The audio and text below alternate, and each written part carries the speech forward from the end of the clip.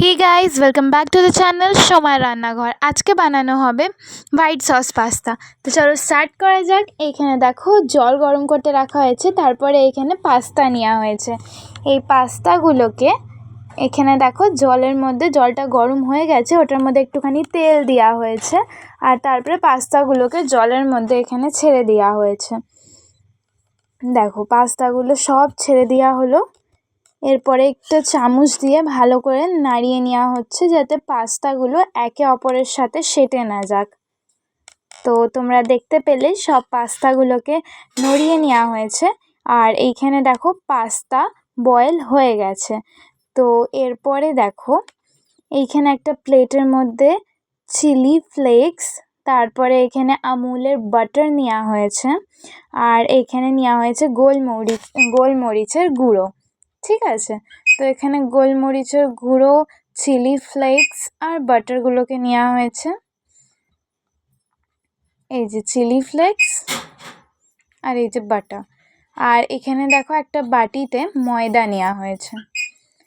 তো এখানে দেখো ওটার থেকে একটা প্লেটের মধ্যে এখানে ময়দা বার করা হচ্ছে স্পুনের সাহায্যে। তো এইখানে দেখো 2 চামচ এখানে ময়দা নেওয়া হয়েছে। আর এখানে দেখো কড়াইটা গরম করতে রাখা হয়েছে।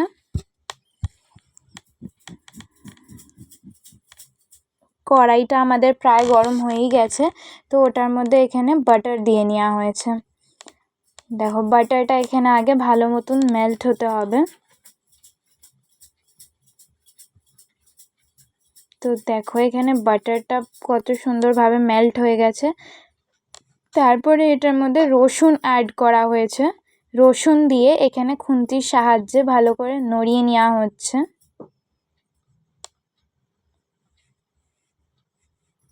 দেখো এখানে নড়িয়ে নেওয়া হচ্ছে। তো রসুনগুলোকে একটু ভালো করে এখানে ভেজে নিতে হবে। তোমাদের কাদের কাদের হোয়াইট সস পাস্তা খেতে ভালো লাগে অবশ্যই একবার কমেন্টের মধ্যে আমাকে জানিও। আমি তো পার্টিতে গেলে চাউমিন, হোয়াইট সস পাস্তা এগুলো আগেই খুঁজি।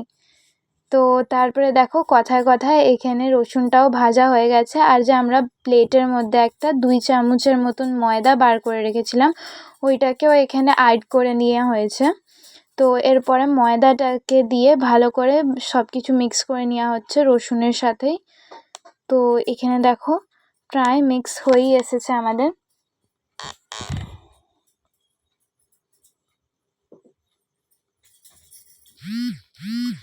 এই দেখো এখানে মিক্স হয়ে গেছে। তো দেখো এরপরে ময়দাটার মধ্যে এখানে দুধ দিয়ে নেওয়া হয়েছে। দুধ দিয়ে ভালো করে মিশিয়ে নিতে হবে ময়দাটাকে, যাতে একটুও লাম্পস না থাকুক, লাম্প ফ্রি মিক্সচারটা হোক যাতে। তো এখানে দেখো একটা গাঢ় মতন করে মিক্সচারটা মানে হচ্ছে, কনভার্ট হচ্ছে।